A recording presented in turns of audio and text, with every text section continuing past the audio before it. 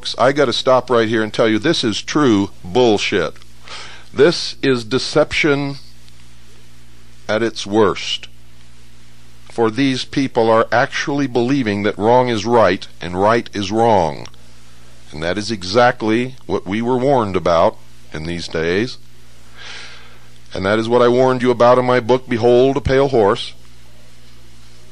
And I told you years ago that the belief of these people is that the ends justify the means, whatever they might be.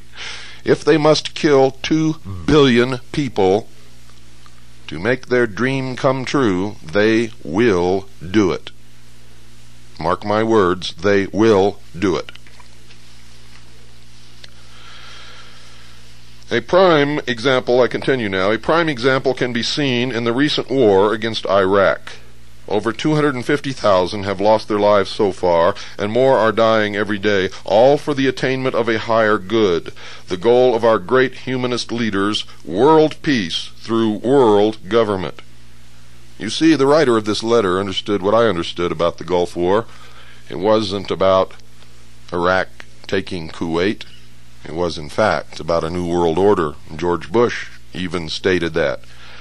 He said in our speech, his speech, I should say, our fifth goal in the Middle East is a new world order.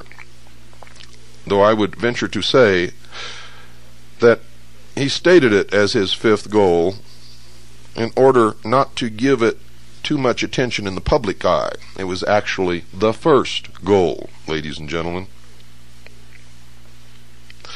I continue. This New Age teaching is the reason why, for example, a police officer, one of secular humanist persuasion, is likely to risk his very life to save a member of society one moment, and the very next moment take the witness stand and lie in order to win an important case.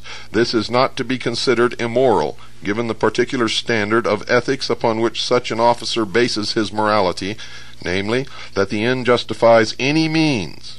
In other words, again, the higher good principle. Many people still do not understand this. They don't understand that this is why our presidents and their staffs, members of Congress, and hosts of others with leadership roles in America, lawyers, judges, etc., lie and cheat right alongside our dedicated humanist law enforcers. To repeat, all for the greater good of society, or in effect the system. And I add, outside the letter written by the chief, if it is really a chief, ladies and gentlemen, that all of these people belong to the secret societies, the ones who lie and cheat and murder. And I continue. What the masses must be made to understand and never be allowed to forget is that this is for their own good. They should know by now that those who are actually in control of our government, as Colonel Oliver North explained, truly know what is best for the people. They must also know that under the New World Order, the justice system's primary mission will be to protect the system from the masses. It is precisely in view of this that we on the inside have been obligated all along to use the system to suppress dissenters as quickly as possible before any radical anti-world government, anti-humanist group can gain the upper hand.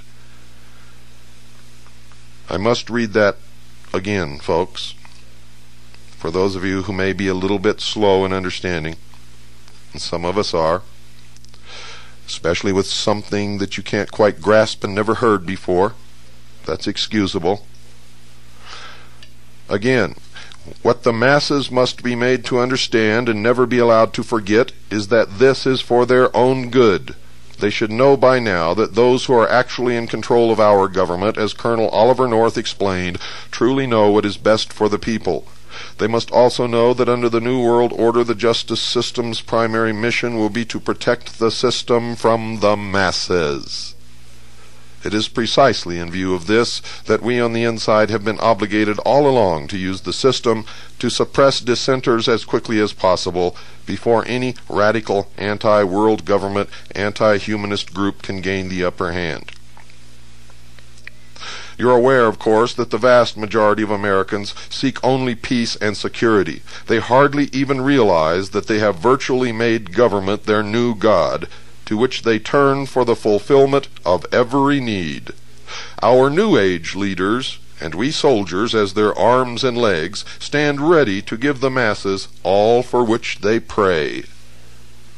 And ladies and gentlemen, I, William Cooper, in the hour of the time, have warned you that if you don't wake up, if you don't change the course of the future, that you would get exactly what you want, and that you would be slaves in a new world order.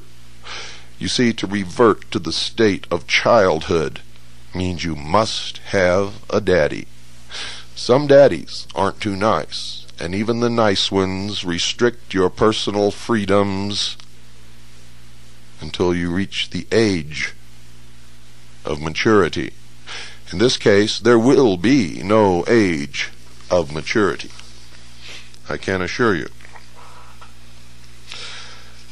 I continue with the letter. Let me repeat, our job within the criminal justice system today is to protect the plan, the system, and punish those that our leaders decide are enemies of that system. You doubted me when I said there was a plan, ladies and gentlemen? There is the verification that there is, in fact, a plan, an ancient plan. I continue. Of course now, as with our Soviet colleagues under New Age Humanist situation ethics, we are not limited in the methods we may apply to win. We can therefore proceed with unobstructed haste to make the masses safe and peaceful. Let's look again at our example of that police officer who routinely risks his life for others and yet will lie on the witness stand to help his government win some case in court. If some of you are still surprised at this, then perhaps you haven't understood what I have been trying to convey, nor have you understood what your children have learned so well over the last 20 years within the government school system. It is that we are living in a new age where man has wisely placed his trust in government instead of some superstition called the divine or God. It is the old religious morals that have caused all of our problems. A new age calls for a new belief system, a new moral code, a new religion. It is exciting to see most all of the religions of the world coming nicely together, united in preparation to serve the new world order. Remember, I told you that your religious leaders are not really on your side, and all the churches that belong to the World Council of Churches are bringing you all closer to one religion which will not resemble anything that Christ taught.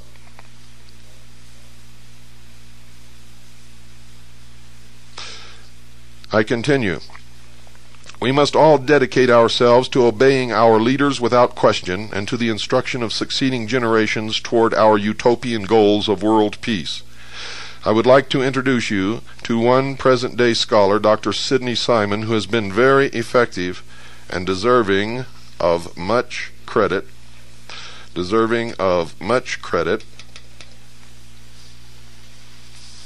For his efforts in this work of re-educating humanity.